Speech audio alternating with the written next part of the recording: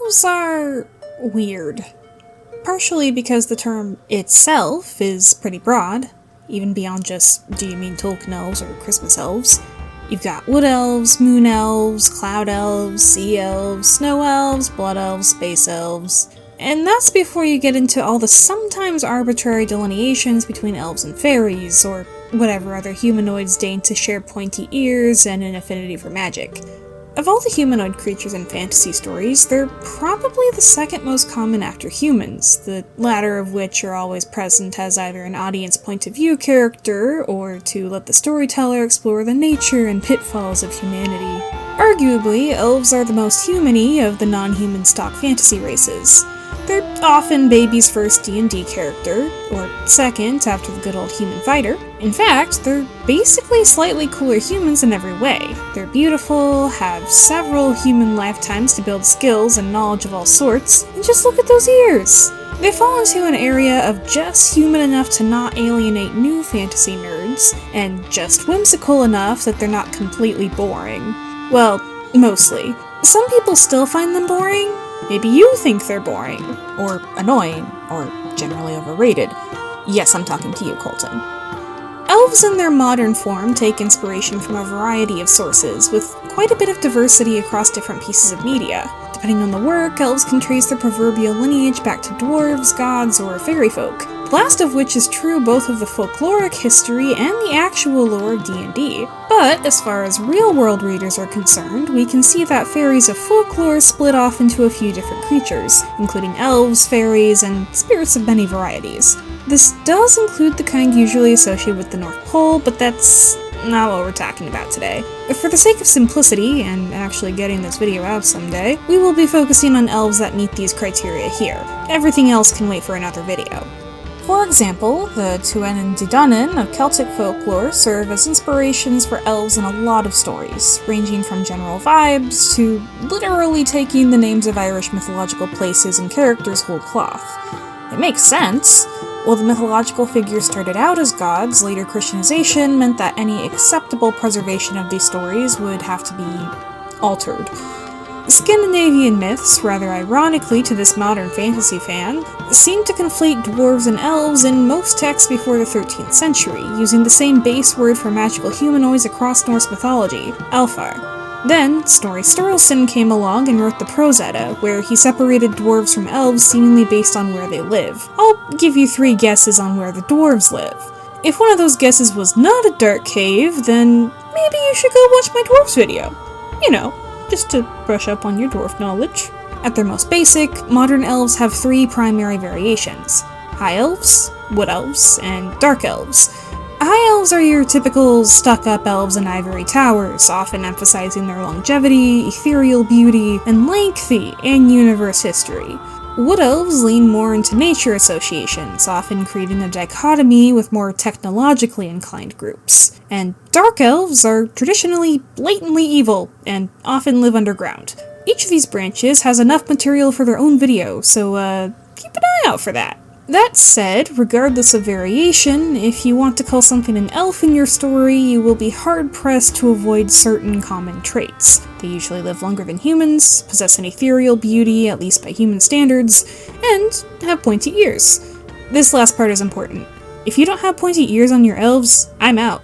The purpose of elves is, most often, to provide a point of comparison with an other, something other than humans, other than dwarves, other than orcs. They're set apart by their inherent wisdom. They're higher beings who grace shorter-lived races with their very presence. They simply understand the world better, either because they're more connected to it or have simply been there longer.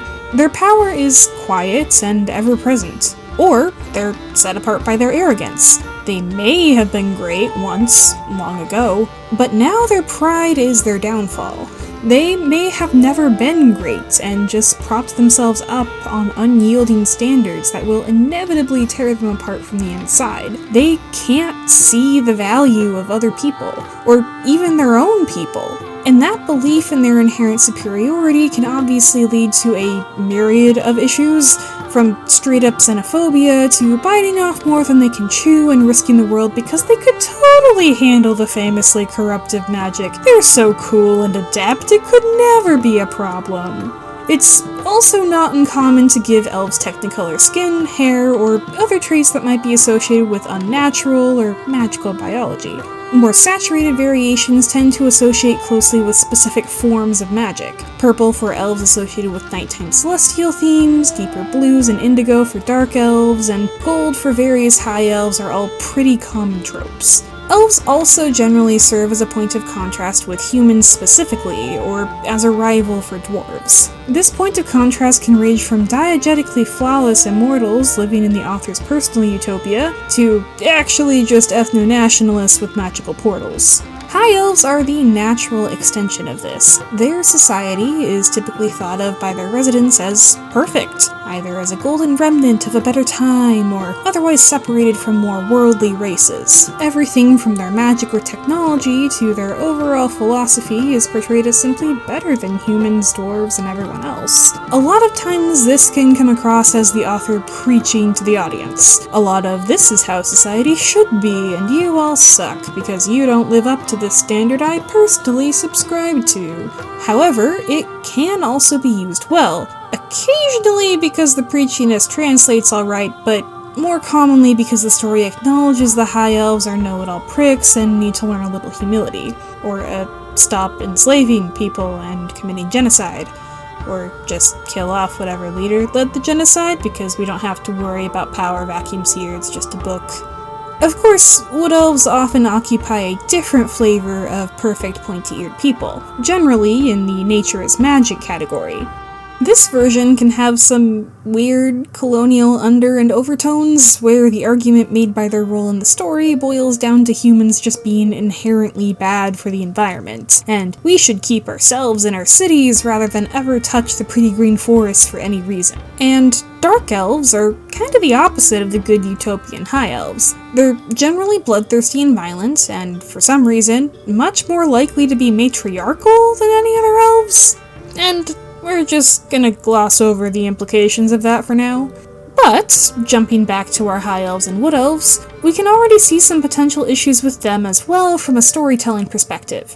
If you have a group in your story whose entire purpose is to be the ideal society, you will inevitably end up talking down to someone in story and need to tread carefully about talking down to your audience. Of course, one easy way to avoid this issue is to just not make the elves canonically perfect. It might be a common misconception in the world of the story, or propaganda by the elven rulers, but anyone taking in the text in our world can tell that these elves are, in fact, far from flawless. Elven villains, outside of dark elves, have gotten more popular over the years, and they can be a lot of fun. Or maybe I'm just a sucker for pretty fascists getting stabbed in the gut. You could also decide to make elven arrogance semi-justified in only some areas, like magic or knowledge of the world's history, which still has the potential to feel annoying, but is much more manageable from a writing perspective, especially because then you can go into how other groups have their specialties too. Or hell, depending on the tone of your story, you can make them perfect, sinless beings, and annoying. Sometimes that's just the vibe, especially in settings that are generally more comedic. And the trick is to make your audience love to hate the character, not hate the creator. Making characters who are simultaneously annoying and likable is entirely possible. It's a fine line to walk, but if you pull it off, you can have a great source of comedic relief, or a general foil for the heroes. Maybe they have to work with the elf to fight a common enemy while suffering their endless monologues. Or maybe one of the heroes is starting to feel a little envious of this newcomer's seemingly effortless skill in archery or magic. The biggest thing you want to avoid is anything that will break the audience's immersion. One of the greatest offenders in this area is simply making your perfect pretty people into a mouthpiece through which the author gives long monologues about how the world should be. Even if you want your elves to be an idealized version of your favorite real-world humans and share all your values, you need to ensure they have their own voice distinct from their creators. preaching to your audience is very rarely a good storytelling approach. At best, you're providing a spot in the story that hardly moves the plot and has your audience waiting for the characters to stop talking about their problems and start acting on the solutions. At worst, you end up alienating an audience that doesn't agree with you, or even knows more about whatever social issue the elves have made their soapbox this time around. And of course, there's always the route of elves just being another group of people with their own strengths and weaknesses and cultural norms like anyone else. Or unlike anyone else. Even though elves are one of the most similar fantasy races to humans, they thrive on those points of contrast, and often need to put in a great deal of effort to understand their shorter-eared friends. This can take a lot of different forms, and often focuses on deferring social expectations. Sometimes it's as simple as 10 years being a quick vacation for an elf, while others it's the role of magic in everyday life, or just how to be a gracious guest. In a lot of ways, the more subtle outward differences between elves and humans serve as a great vessel for exploring social dynamics and fish-out-of-water stories without getting sidetracked by more heavy-handed allegories and fantasy traits. Sure, this doesn't make it immune to those issues. Putting your magical Native American stereotypes in high fantasy set dressing is not better, but a low floor doesn't negate the high ceiling. A few degrees of separation from human norms allows an audience to quickly identify which character is the outlier without sticking out like a sore thumb and only being the outlier. They can feel alien and alienated, but still appear to integrate smoothly into human or largely human social groups. And if you're willing, or like me, excited, to sift through the stone-hearted villains and stuck-up pretty boys and ancient know-it-alls, there's a lot of elves who feel incredibly human.